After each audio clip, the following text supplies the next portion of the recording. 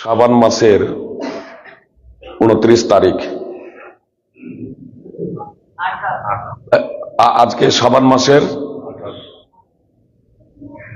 28টা 29, ফেব্রুয়ারি মাসের 28 তারিখ, ফেব্রুয়ারি মাসের 28 তারিখ। শাবান মাসের আমাদের ভারত, বাংলাদেশ, পাকিস্তান, সৌদি ইত্তেফাকে এবার আমাদের সকলেরই 29 শাবান, একই সাথে শাবানের চাঁদ দেখেছি। এজন্য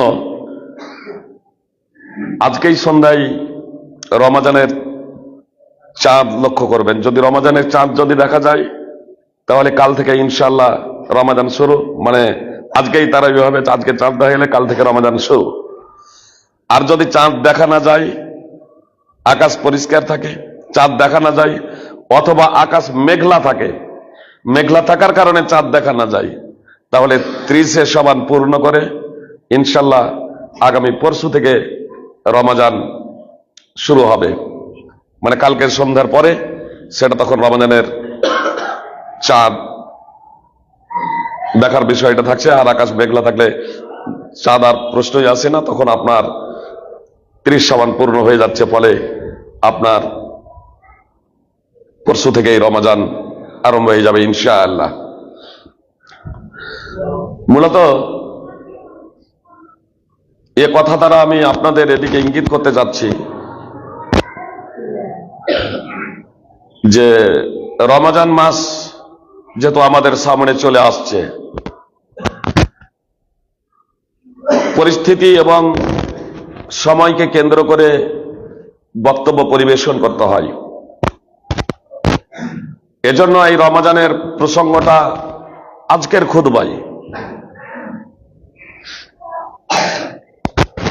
যত মসজিদ আছে সমস্ত মসজিদে সাধারণত রমাজানকে কেন্দ্র করে বক্তব্য পরিবেশন করা হয়ে থাকে।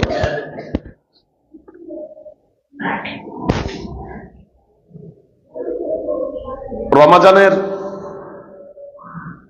মাসলা মাসাইল, বিধিবিধান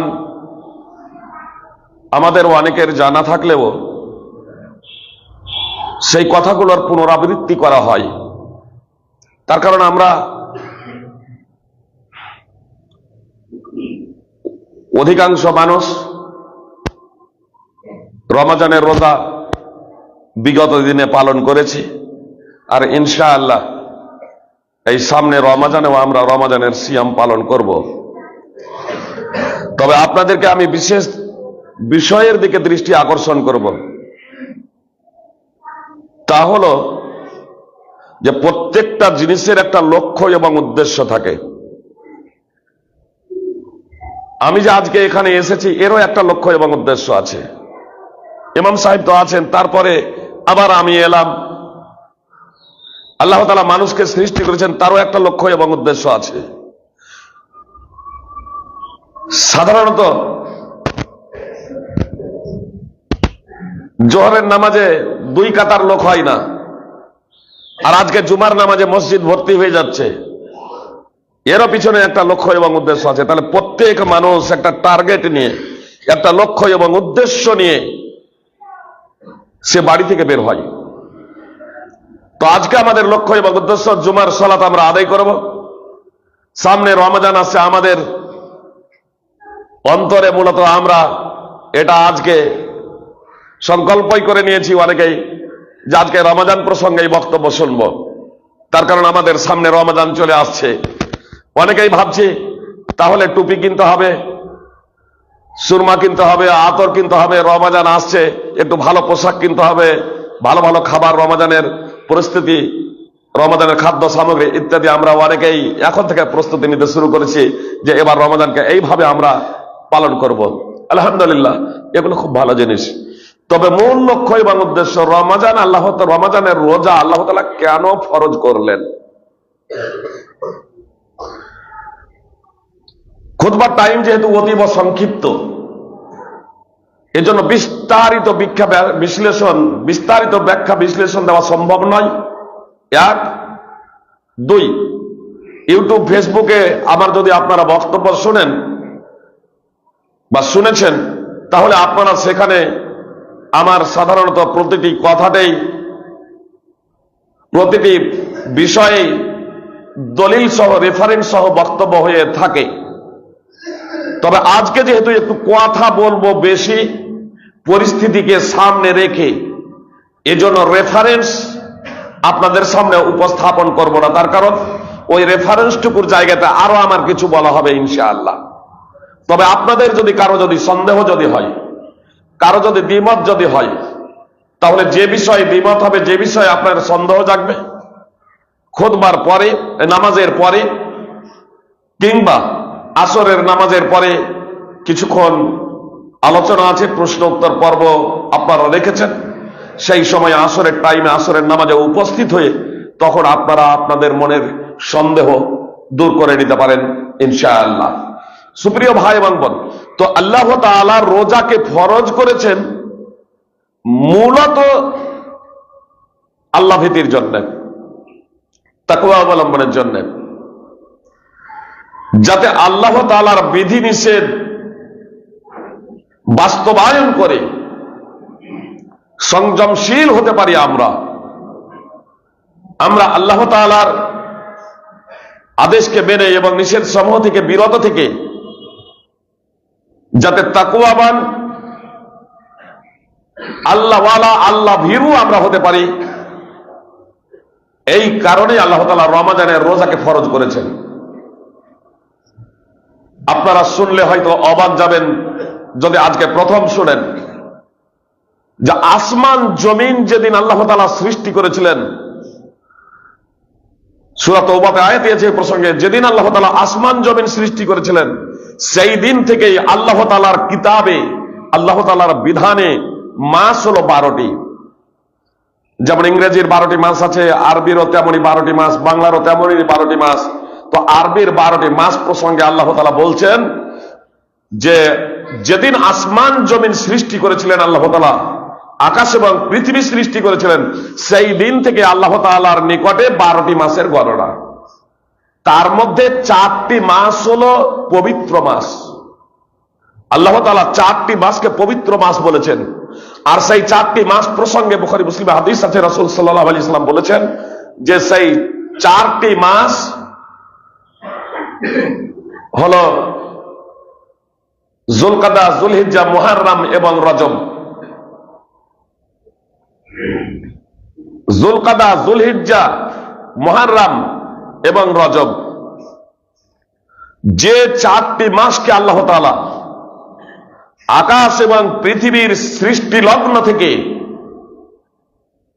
পবিত্রময়, মর্যাদা সম্পন্ন বলে আখ্যায়িত করেছেন, সেই 4টি মাসের মধ্যে কিন্তু রমাদানের উল্লেখ নেই। রমাদান মাসের উল্লেখ নেই। জি, একেবারে পবিত্র কোরআনের আয়াত এবং হাদিস দ্বারা এটা একবারে স্পষ্ট যে আল্লাহ তাআলার নিকটে আকাশ এবং পৃথিবী সৃষ্টির লগ্ন থেকে যে 4টি মাসের মাহাত্ম্য এবং ফজিলত, সেই 4টি মাসের মধ্যে রমাদান মাসের কোনো উল্লেখই নাই। মানে রমাদান মাস তখন আপনার সাধারণ একটা মাস ছিল। রমাদান মাস বৎসরের একটা সাধারণ মাস ছিল। যেমন 15ই আগস্ট ভারত স্বাধীনতা লাভের আগে, 1947 সালের আগে 15ই আগস্ট ভারতবাসীর নিকটে একটা সাধারণ দিন ছিল 15ই আগস্ট। কিন্তু যেদিন স্বাধীনতা লাভ করলো সেই দিন এই 15ই আগস্টের গুরুত্ব বেড়ে গেল। কাদের কাছে? ভারতবাসীর কাছে। ভারতবাসী যেখানেই থাক না কেন তাদের কাছে এর একটা গুরুত্ব আছে। কিন্তু ইংরেজদের কাছে এটা এতটা মর্যাদাপূর্ণ না, গুরুত্বপূর্ণ না। তার কারণ তারা তো পরাজিত হয়েছে। তাই 15ই আগস্ট ইংরেজদের জন্য গুরুত্বপূর্ণ না, মর্যাদাপূর্ণ না। ইংরেজদের কাছে এটা পরাধীনতার শিকার, গ্লানি। এ দিনটি তাদের গ্লানি বয়ে নিয়ে এসেছিল। রমাদান মাসের মাহাত্ম্য কবে থেকে? রমাদান মাসের এত গুরুত্ব কবে থেকে? আল্লাহ তাআলা সূরা বাকারাতে উল্লেখ করেছেন শাহরু রমাদান আল্লাযী উনজিলা ফীহিল কুরআন হুদাল লিন-নাস। রমাদান মাস হলো সেই মাস যে মাসে আল্লাহ তাআলা পবিত্র কোরআনকে মানব জাতির হিদায়াত, পথনির্দেশিকা, আলোকবর্তিকা, গাইড হিসেবে প্রেরণ করেছেন। যেহেতু আল্লাহ তাআলা এই রমাদান মাসে পবিত্র কোরআন অবতীর্ণ করেছেন,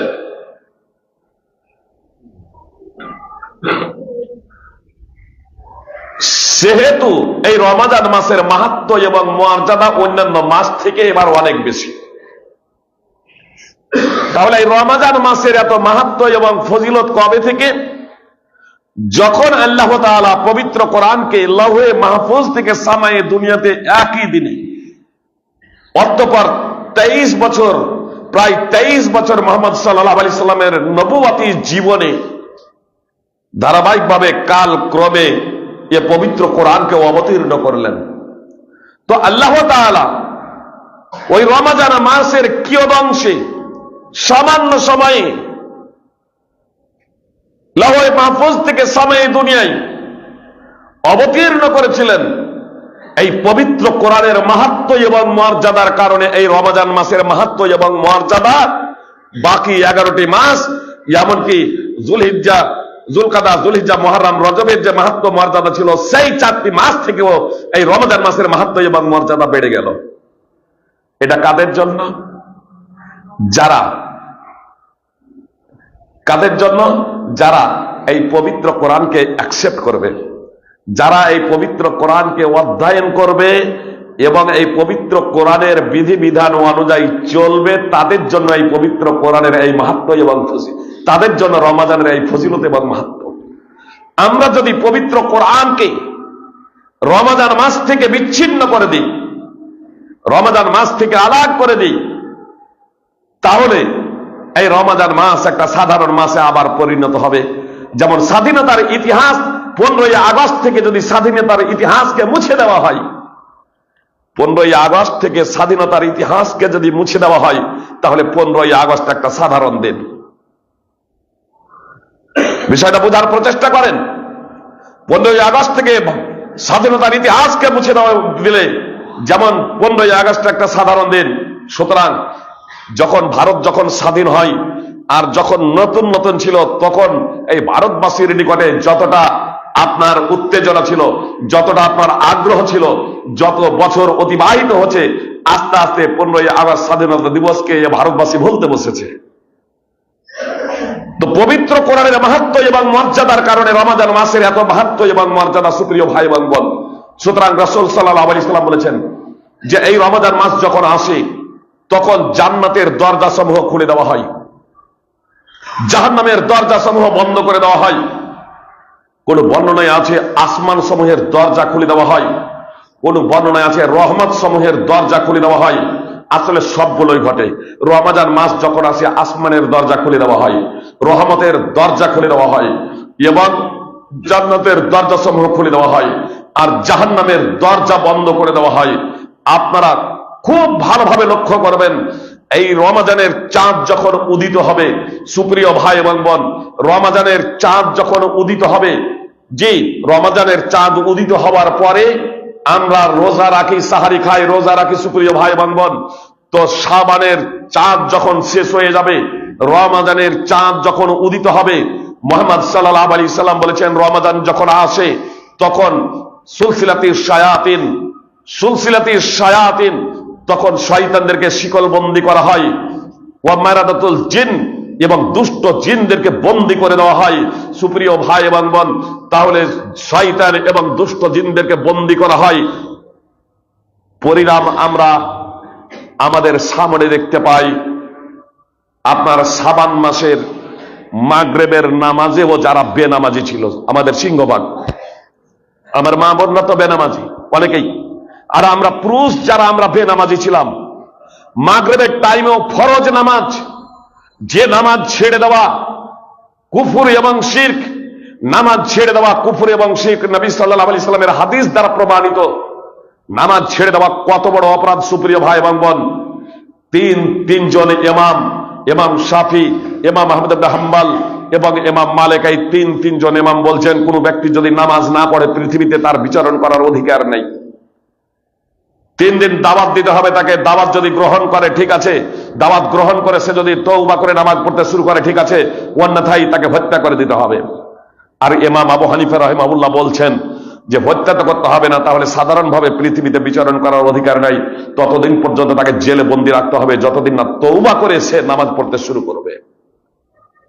একজন চোর চুরি করলে তার হাত কেটে, যে হাত কাটা অবস্থায় তার পৃথিবীতে বিচরণ করার অধিকার আছে।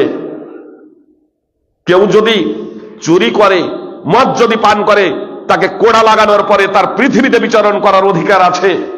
কিন্তু একজন ব্যক্তি যদি নামাজ না পড়ে, তাহলে 4 জন ইমাম রেডি করে তার পৃথিবীতে বিচরণ করার অধিকার নেই, বেনামাজি হয়ে পৃথিবীতে চলাচল করার অধিকার নেই। এত বড় নামাজ ছেড়ে দেওয়া অপরাধ, আর তারপরেও আমরা সিংহভাগ নারী পুরুষ, সিংহভাগ ছেলে মেয়ে পুরুষ এবং মহিলা আজকে আমরা বেনামাজি। সুপ্রিয় ভাই এবং বোন, তাহলে আমরা বেনামাজি কেন বুঝতে পারছি না? যে শাবান মাসের সন্ধ্যার সময় রমজানের চাঁদ দেখার আগেও তো আমরা পাক্কা বেনামাজি ছিলাম।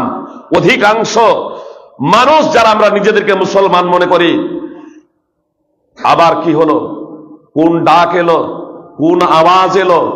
রমজানের চাঁদ দেখা যাওয়ার পরে যারা আপনার 5 ওয়াক্তের নামাজ পড়তে যাদের কষ্ট হতো 5 ওয়াক্তের নামাজ পড়তে, তাদেরই আবার দেখা যায় রমজান চাঁদ উদিত হয়ে যাওয়ার পরে শুধু এশার নামাজি নয়, এবার শুধু ফরজ নামাজি নয়, আপনার তারাবির নামাজ, জি এক্সট্রা আরো আধা ঘন্টা, 40 মিনিট, 45 মিনিট, 1 ঘন্টা ধারাবাহিকভাবে তারা ইমামের পিছনে দাঁড়িয়ে নামাজ আদায় করে। সেই লোকগুলোই তো মাগরিবে ফরজ নামাজ ছেড়ে কুফরি করেছে, শিরক করেছে, মহাপাপ। তখন তাদের অন্তরে আল্লাহর ভয় জাগ্রত হয় নাই, আর হঠাৎ এখন তাদের অন্তরে আল্লাহর ভয় জাগ্রত হলো কেমনে? মুয়াজ্জিন তো অন্যান্য দিনের মতোই এদিনও রমজানের চাঁদ উদিত হওয়ার পরে এদিনও তো মুয়াজ্জিন হাইয়া আলাস সালাহ, হাইয়া আলাল ফালাহ বলেছেন। প্রত্যেক দিনই ঘোষণা দেন, কিন্তু আসেন না। তাহলে এই রমজানের চাঁদ দেখার সঙ্গে সঙ্গে তারা চলে এলেন, কি কারণে? আপনাদের বুঝতে হয়তো এখনো কারো কারো সমস্যা হচ্ছে যে কি কারণে এটা চলে এলো। আবার আসুন, রমজান যখন শেষ হয়ে যায়, শাওয়াল মাসের চাঁদ দেখা দেয়। শাওয়াল মাসের চাঁদ দেখার সাথে সাথে রমজানের সমাপ্তি ঘটে যায়, আর শাওয়াল মাসের চাঁদ দেখেই আপনার ঈদের নামাজ হয়, ঈদুল ফিতরের নামাজ। সুপ্রিয় ভাই এবং বোন, যে লোকগুলো 1 মাস যাবত তারাবির নামাজ পড়তে দ্বিধাবোধ করলো না, ক্ষুধা এবং তৃষ্ণাকে বর্জন করে নিয়ে তারা সিয়াম পালন করলো, রোজা রাখলো, ইচ্ছা করলে পুকুরে নদীতে ডুব দিয়ে পানি পান করতে পারত, নির্জন ঘরে প্রবেশ করে পানাহার করতে পারত না, তখন তার অন্তর বলে এক মহান আল্লাহ তাআলা আমাকে দেখছে, ফলে সে নির্জনে বসেও আপনার পানাহার করে না। সুপ্রিয় ভাই এবং বোন, তাহলে এই ব্যক্তি আবার যে এত কষ্ট করে রমজানের রোজা রাখলো, আর 1 মাস যাবত শুধু 5 ওয়াক্তের নামাজও নয়, তারাবির নামাজও আদায় করলো, সেই ব্যক্তির আবার হঠাৎ কি হলো যে যেমনই শাওয়ালের চাঁদ দেখা দিয়েছে সঙ্গে সঙ্গে সে 5 ওয়াক্তের বেনামাজি হয়ে গেছে। ঈদের নামাজ পড়ার অপেক্ষা করে নাই, চাঁদ দেখা গিয়েছে, আর এশার নামাজ থেকে এবার আউট।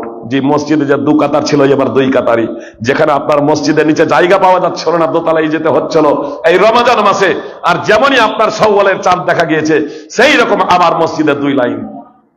কেন? এটা ভেবেছেন? কল্পনা করেছেন? সুপ্রিয় ভাই এবং বোন, কথা মনোযোগ দিয়ে শুনুন। যাদের এখনো চেতনা আসে নাই, যারা এখনো সচেতন হন নাই, যে আমি এবং আপনি যে শয়তানের ষড়যন্ত্রে লিপ্ত হয়ে গেছি, এটাকে আমরা ভুলে গিয়েছি। মুহাম্মদ সাল্লাল্লাহু আলাইহি সাল্লাম যা বললেন, রমজান যখন শুরু হয় তখন দুষ্ট জিন এবং শয়তানদেরকে বেঁধে দেওয়া হয়। তো দুষ্ট জিন এবং শয়তানকে বেঁধে দেওয়ার পরিণাম হলো যে আমি এবং আপনি আল্লাহ অভিমুখী হয়েছিলাম, আর শাওয়ালের চাঁদ দেখার সঙ্গে সঙ্গে শয়তানকে ছেড়ে দেওয়া হয়, যে কারণে আবার শয়তানের প্ররোচনায় পড়ে আমরা বেনামাজি হয়ে যাচ্ছি, পাপাচারে লিপ্ত হচ্ছে। বলবেন তাহলে এই রমজান মাসেও তো কিছু পাপাচার হয়, অপরাধ হয়, তো সুপ্রিয় ভাই এবং বোন, শুধু শয়তানি যে আপনার জিনেদের মধ্যেই যে শুধু শয়তান আছে শুধু তাই নয়, মানুষের মধ্যেও তো শয়তান আছে। যেমন জিন শয়তান অনুরূপ ভাবে মানুষ শয়তান, যে কুপ্রবৃত্তি মানুষের রয়েছে যেমন শয়তানের রয়েছে, কিন্তু শয়তানের সাথে মানুষের এই প্রবৃত্তি প্লাস হয়ে গিয়ে মানুষ পাপাচার বেশি করে। আর যখন শয়তানকে বেঁধে দেওয়া হয় তখন মানুষ পাপাচার থেকে তুলনামূলক ভাবে বিরত হয়ে যায়। সুপ্রিয় ভাই এবং বোন, আল্লাহ তাআলা আদম এবং হাওয়া আলাইহিস সালাম আমাদের আদি পিতা মাতাকে জান্নাতে রেখেছিলেন, আর ওই ইবলিসের প্ররোচনায় পড়ে জান্নাত থেকে এই পৃথিবীতে এসেছিলেন এবং আল্লাহ তাআলার কাছে তওবা করে তারা ক্ষমা প্রার্থনা করে নিয়ে আবার তারা জান্নাতের অধিকারী হয়েছেন। সুপ্রিয় ভাই এবং বোন, এত দ্বারা আল্লাহ তাআলা আমাদেরকে জানিয়ে দিলেন যে তোমাদের পিতা মাতাকে যেমন শয়তান প্ররোচনা দিয়েছিল, প্ররোচনা দিয়ে আল্লাহ তাআলার নিষিদ্ধ কাজ করে নিয়েছিল, হে আদম সন্তান, তোমরা ওই শয়তানের প্ররোচনায় প্রলুব্ধ হয়ে তোমরা শয়তানের পথে চলো না, শয়তানের পথে চলো না। শয়তান হচ্ছে প্রকাশ্য শত্রু, প্রকাশ্য দুশমন। আমার বেনামাজি হওয়ার অর্থই হলো শয়তানকে আমি অভিভাবক হিসেবে গ্রহণ করেছি, শয়তানকে আমি নেতা হিসেবে গ্রহণ করেছি। সুপ্রিয় ভাই এবং বোন, এজন্য আপনাদেরকে বলবো, আসুন আমরা নিজেদের সংস্কার এবং সংশোধন করে নিই, অন্তরে দৃঢ় প্রতিজ্ঞাবদ্ধ হয়ে যাই যে শয়তান তোর আর গোলামি করব না, তোর পথে চলবো না, তোর কথা শুনবো না, তোর কথা মানবো না। আমরা জান্নাতে যেতে চাই, আমরা জান্নাতে যেতে চাই। সুপ্রিয় ভাই এবং বোন, এ রমজান মাস আসছে, নেকি কুড়িয়ে নেওয়ার মাস, নেকি অর্জনের মাস। আল্লাহ তাআলাকে সন্তুষ্ট করা খুব সহজ। সুপ্রিয় ভাই এবং বোন, আপনার অতএব আজ থেকে এই জুমার নামাজ থেকেই দৃঢ় প্রতিজ্ঞাবদ্ধ হয়ে যান, অন্তরকে পরিষ্কার করে নেন, নির্মল করে নেন যে শয়তান তোর আর দাসত্ব আমরা করব না, একমাত্র আল্লাহ তাআলার গোলামি এবং আল্লাহ তাআলারই আমরা দাসত্ব করব। আল্লাহ তাআলা বলেন, ইয়া আইয়ুহাল্লাযীনা আমানু কুতিবা আলাইকুমুস সিয়ামু কামা কুতিবা আলাল্লাযীনা মিন ক্বাবলিকুম লাআল্লাকুম তাত্তাকুন। আল্লাহ তাআলা বলেন, হে ঈমানদারেরা, তোমাদের উপর রোজাকে ফরজ করে দেওয়া হয়েছে যেমন তোমাদের পূর্ববর্তীদের উপর রোজাকে ফরজ করা হয়েছিল, যাতে তোমরা সংযমশীল হতে পারো, যাতে তোমরা আল্লাহ তাআলার বিধিনিষেধ মেনে চলে আল্লাহ ভীরু হতে পারো, আল্লাহ ওয়ালা হতে পারো। তো আল্লাহ তাআলা রমজানের সিয়ামকে ফরজ করে দিয়েছেন। ইয়া আইয়ুহাল্লাযীনা আমানু কুতিবা আলাইকুমুস সিয়ামু কামা কুতিবা আলাল্লাযীনা মিন ক্বাবলিকুম লাআল্লাকুম তাত্তাকুন। সুপ্রিয় ভাই এবং বোন, সূরা বাকারা 2 নম্বর সূরার 183 নম্বর আয়াত, এর পরে দুটি আয়াতে যার নির্যাস হলো এই যে আমরা যারা সুস্থ অবস্থায় সাবালক সাবালিকা হয়ে যাওয়ার পরে সাবালক সাবালিকা সহ যারা আমরা বড় আছি তাদের সকলের উপরেই রমজানের রোজাকে অপরিহার্য করে দেওয়া হয়েছে। তবে যারা মুসাফির বা অসুস্থ, এদের জন্য রমজান মাসে রোজা রাখার এখতিয়ার আছে।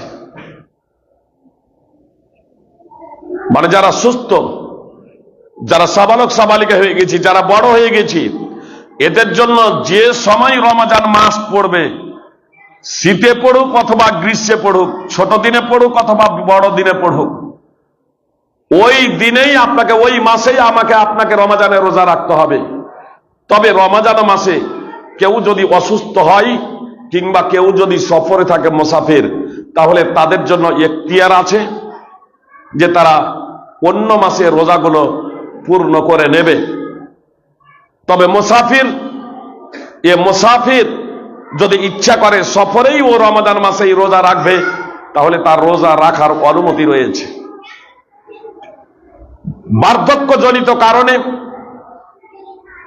বয়স হয়ে যাওয়ার কারণে কেউ যদি রোজা রাখতে সক্ষম না হয়, তাহলে তাদের জন্য প্রত্যেক রোজার বিনিময়ে একজন মিসকিনকে খাদ্য প্রদান করতে হবে। রোজা রাখাতে হবে এটা জরুরি না। আমাদের সমাজে প্রচলিত হয় কাউকে এরকম রোজা রাখাবো লোক পাওয়া যায় না, আপনাকে রোজা রাখাতে হবে এ কথা বলা হয় নাই। আল্লাহ তাআলা পবিত্র কোরআনে বলেছেন, ফিদিয়াতুন তুআমু মিসকিন, একজন মিসকিনের ফিদিয়া দিতে হবে, কাফফারা দিতে হবে প্রত্যেক রোজার বিনিময়ে। যদি 29টা রোজা হয় তাহলে 29 জন মিসকিনকে আপনাকে খাদ্য দিতে হবে। 30টা রোজা হলে 30 জন মিসকিনকে আপনাকে খাদ্য দিতে হবে। 30 জন মিসকিনকেই দিতে হবে এমনটি না, একজন মিসকিনকেও আপনি দিতে পারেন 30 দিনের খাদ্য, 1 মাসের খাদ্য। আবার একাধিক মিসকিনকেও দিতে পারেন। কমপক্ষে একটা রোজার বিনিময় যাতে একজন মিসকিন যাতে হয়, দরিদ্র হয়। মিসকিন শুধু এই নয় যে যারা চেয়ে বেড়ায়, সুপ্রিয় ভাই এবং বোন, অসহায় নিঃস্ব গরিব যারা আছে এরাই হলো মূলত মিসকিন। এই অসহায় গরিব নিঃস্ব কোন বৃদ্ধ বৃদ্ধা যদি রোজা রাখতে সক্ষম না হন, তাহলে তারা তাদের রোজার বিনিময়ে প্রত্যেক দিন একজন মিসকিনকে খাদ্য প্রদান করে দেবেন। আপনি খাইয়ে দিলেন, সাহারি করিয়ে দিলেন, ইফতার করিয়ে দিলেন, খাইয়ে দিলেন, অথবা যদি সাধারণভাবে এরকম আপনি খাদ্য দিয়ে দিলেন, খাদ্য দিয়ে দিতে পারেন। খাদ্য দিলে আপনি অর্ধ সা দেবেন। সাটা হলো একটা পাত্র, সবকিছু সমান ধরে না। জি, এজন্য সতর্কতামূলক অর্ধ সা প্রায় 1.5 কিলো, মানে 1 সা আমাদের দেশে 2.5 কিলো প্রচলিত আছে। আসলে চাল যদি হয় তাহলে 2.5 কিলো থেকে একটু বেশি হবে। আপনার 2 কিলো চাল হিসেবে 2 কিলো 600 থেকে 700 গ্রাম আপনার চাল হবে, অর্থাৎ 3.25 কিলো 1 সা, তার আপনাকে অর্ধেক দিতে হবে। আপনার বেশি দেওয়া যায় যেহেতু, এজন্য প্রত্যেক রোজার বিনিময়ে যারা রোজা রাখতে সক্ষম নয় তারা অর্ধ সা প্রায় 1.5 কিলো আপনারা খাদ্য দিয়ে দেবেন। এখন বিষয় হচ্ছে, কেউ রোজা রেখেছেন আজীবন, বার্ধক্যে উপনীত হয়েছেন, রোজা রাখতে সক্ষম নন, আর নিজেই হচ্ছে মিসকিনের পর্যায়ের, নিজেই হচ্ছেন দরিদ্র, নিজেই হচ্ছেন অসহায়, তিনি রোজা রাখতেও সক্ষম নন, আর তিনি ফিদিয়েও দিতে পারবেন না, তাহলে তার জন্য এবার রোজা মাপ। এই ধরনের ব্যক্তির জন্য রোজা মাপ। কিন্তু জেনে রাখবেন, যতক্ষণ পর্যন্ত আপনার হুঁশ আছে, জ্ঞান আছে, ততক্ষণ পর্যন্ত আপনার জন্য নামাজ মাপ নয়। অনুরূপ ভাবে আপনার অসুস্থ ব্যক্তি রমাদান মাসে অসুস্থ আছেন, পরবর্তীতে আপনি কাজা করতে পারেন। তবে অসুস্থ যদি প্রাথমিক পর্যায়ে রোজা রাখা যদি সক্ষম হয় তাহলে আপনি রোজা রাখতে পারেন। আবার অসুস্থ এই হিসেবে আপনাকে রোজার পরেও আপনি সেই রোজা কাজা করতে পারেন। তবে আপনার অসুস্থ সাধারণত 2 প্রকারের। যে এক প্রকারের অসুস্থতা, রোগ আপনার সেরে যাওয়ার সম্ভাবনা আছে, আর এক প্রকারের রোগ এবং অসুস্থতা সারবে না, যাকে চির রোগ বলা হয়। তাই চিররোগ যারা চির রোগী, তারা মানে সদা সর্বদাই যেহেতু অসুস্থ, রোজা রাখতে যারা সক্ষম নয়, চির রোগী, তারা প্রত্যেক দিনের বিনিময়ে আপনার খাদ্য প্রদান করবেন, যেমন বৃদ্ধা যারা রোজা রাখতে সক্ষম নন তারা। তাহলে একটা বিষয় এখানে স্পষ্ট করে দিই সুপ্রিয় ভাই, যে আজকালকে সুগারকেও বলা হয় চিররোগ, হার্টকেও বলা হয় চিররোগ, আপনার হাই প্রেসারকেও বলা হয় চিররোগ। যে আছে আমি মানে চিররোগী, হাই প্রেসার হয়ে গেছে, যে হার্টের অসুখ, সুগার, আমি চিররোগী, যে আর মিষ্টি খাওয়া যাবে না। সুপ্রিয় ভাই এবং বোন, কথা মনোযোগ দিয়ে শুনুন। আপনার সুগার বা হার্ট হলেই, আপনার হাই প্রেসার হলেই আপনার জন্য রমজানের রোজা কিন্তু মাপ না। জি, তার কারণ রমজানের রোজা রাখলে একটু কষ্ট হবে, এটা স্বাভাবিক। এই রমজানের রোজার মাধ্যম দিয়ে আল্লাহর যে আপনি ভীতি, আল্লাহ তাআলার যে ভয় ভীতি অর্জন করবেন, আল্লাহ তাআলাকে সন্তুষ্ট করবেন, তো তার জন্য একটু কষ্ট হবেই। জি, এই ক্ষুধা এবং তৃষ্ণার মাধ্যম দিয়ে তাহলেই তো আল্লাহ তাআলার রিজকের, খাদ্যের এইরকম আপনি বিষয়টা অনুধাবন করতে পারবেন, বুঝতে পারবেন। গরিবদের ক্ষুধা, পানির যে মাহাত্ম্য এবং মর্যাদা। জি, আপনার সৌদিতে পেট্রোল থেকে পানির দাম বেশি, সৌদিতে পেট্রোল থেকে পানির দাম বেশি। আপনার এখানেও কখনো কখনো আমাদের ভারতবর্ষে কিছু কিছু জায়গা আছে, কখনো কখনো পানি অত্যন্ত মূল্য দিয়েই কিনতে হয়। সুপ্রিয় ভাই এবং বোন, ত্রাহি অবস্থা হয়ে যায়।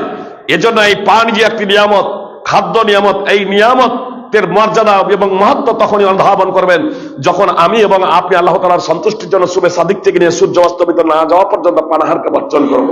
তো কষ্ট হবে, একটু স্বাভাবিক, এটা আপনাকে সেটা স্বীকার করতে হবে। তাহলেই না আপনি বুঝবেন দরিদ্র এবং গরিবরা ক্ষুধার্ত অবস্থায় কিভাবে তারা দিন কাটায়, তাদের জীবনটা কিভাবে কাটে। এ বড়লোক মধ্যবিত্ত পরিবারের লোকেরা তো তখনই অনুধাবন করবেন যে আমাদের ক্ষুধা লাগলে যেমন আমাদের কষ্ট হয়, অনুরূপ ভাবে গরিবদের ক্ষুধার কারণে তাদেরও কষ্ট হয় ছেলে মেয়েদের। তাহলেই তো এরা তখন তাদেরকে দান খয়রাত করতে উদ্বুদ্ধ হবে। সুপ্রিয় ভাই এবং বোন, তো আমাকে আপনাকে এই শুধু হাই প্রেসার আর হার্ট আর সুগার হলেই আপনার রোজা ছেড়ে দেবো চিররোগী বলে এটা চলবে না। হ্যাঁ, কোন ধরনের চিররোগী? যে রোগের কারণে বাস্তবে রোজা রাখা সম্ভব নয়, যে রোগ এমন রোগ যে জটিল রোগ, সেই রোগের কারণে তার রোজা রাখা সম্ভব নয়। দিনে রাতে তাকে ওষুধ সেবন করতে হচ্ছে, নইলে তার অসুখ আরো বেড়ে যাওয়ার প্রবল সম্ভাবনা রয়েছে, জীবনের ঝুঁকি রয়েছে এবং এই রোগটা দীর্ঘস্থায়ী, ভালো হওয়ার কোনো আশা করা যায় না। এই ধরনের অসুস্থ যদি ব্যক্তি যদি হয় আর যুবকও যদি হয়, সুপ্রিয় ভাই এবং বোন, তাহলে এর জন্য ফিদিয়া রয়েছে। এ তখন প্রত্যেক দিন রোজার বিনিময়ে একজন মিসকিনকে খাদ্য প্রদান করবে। থাকলো গর্ভবতী এবং দুগ্ধবতী মহিলা। গর্ভবতী হলেই রোজা মাপ এমন না, গর্ভবতী থাকা অবস্থায় যদি রোজা রাখতে কোনো সমস্যা না হয়, অর্থাৎ প্রাথমিক পর্যায়ে আছে, রোজা রাখতে কোনো সমস্যা নেই, হালকা একান্ত সমস্যা, এটা আসলে সমস্যা না, তাহলে গর্ভবতী মহিলারা সিয়াম পালন করবে এই রমাদান মাসেই। কিন্তু মধ্যম পর্যায়ে বা শেষের দিকে বা যদি কোনো বাস্তবেই গর্ভবতী মহিলার রোজা রাখতে খুবই কষ্ট যদি হয়ে যায়, আপনার তার গর্ভের সন্তানের ক্ষতি হওয়ার আশঙ্কা, তার নিজের ক্ষতি হওয়ার আশঙ্কা যদি প্রবল যদি থেকে থাকে, তাহলে এই ধরনের গর্ভধারিণী মা এবং দুগ্ধবতী মা, যে দুগ্ধবতী কচি বাচ্চা আছে, দুধ ছাড়া আর অন্য কোনো কিছু সে সেবন করে না, তো এবার রমাদানের সিয়াম পালন করলে আপনার বাচ্চা দুধ পাবে না, এই ধরনের যদি প্রবলেম যদি হয়ে যায়, তাহলে সেই সমস্ত মা এবং বোনেরা যখন ভালো যখন হবেন, অর্থাৎ সন্তান ভূমিষ্ঠ হবে না, পবিত্র হবেন এবং বাচ্চা যখন দুধ যখন ছেড়ে দেবে, সেই সময় তারা রমাদানের শুধু কাজা আদায় করবেন, ফিদিয়া প্রদান করতে হবে না। অবশ্য এমন যদি হয় যে এইদিকে গর্ভে সন্তান আছে আর গর্ভে সন্তানের কারণে আপনারা এইদিকে রমাদানের মাস চলে যাচ্ছে আর তারপরে সন্তান ভূমিষ্ঠ হচ্ছে, আর সন্তান ভূমিষ্ঠ হওয়ার পরে দুধ পান করাতেই আছেন, দুধ পান করানোর কারণে রমাদানের রোজা রাখা কাজা সম্ভব হচ্ছে না, আর এইদিকে আবার গর্ভবতী হয়ে যাচ্ছেন বাচ্চার দুধ ছাড়ার আগেই। হতে পারে এমন, এমন হতে পারে। তো এই ধরনের যদি অবস্থা যদি হয়, তাহলে এ মূলত চিররোগীর পর্যায়ে, যে মানে সময়ই পান না, তাহলে এই ধরনের মহিলারা আপনার রমাদানের ফিদিয়া প্রত্যেক মিসকিনকে একজন করে ফিদিয়া প্রদান করবেন। আল্লাহু আলাম।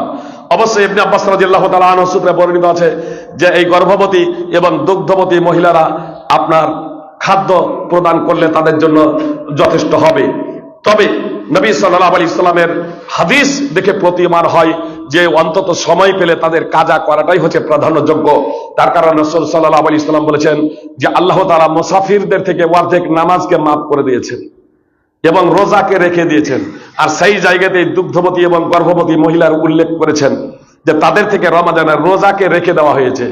আর আমরা অবগত আছি যে মুসাফিরদের জন্য রোজাকে রেখে দেওয়া হয়েছে, এর তাৎপর্য হলো রমাদান মাসে রোজা অপরিহার্য নয়, কিন্তু যখন বাড়িতে যখন আসবে, রমাদানের পরে যখন ও বাড়িতে আসবে, তখন ওকে রোজা রাখতে হবে, সেগুলো কাজা আদায় করে নিতে হবে, এটা অপরিহার্য।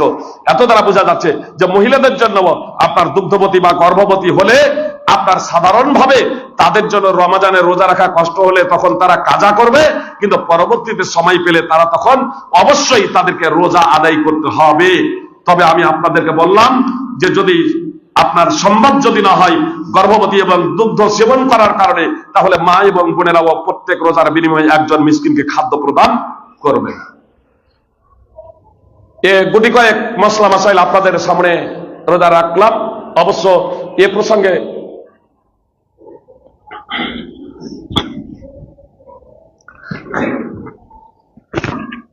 আলহামদুলিল্লাহ ওয়াসসালাতু ওয়াসসালামু আলা রাসূলিল্লাহ, আম্মা বাদ, ফাউযু বিল্লাহি মিনাশ শাইতানির রাজীম।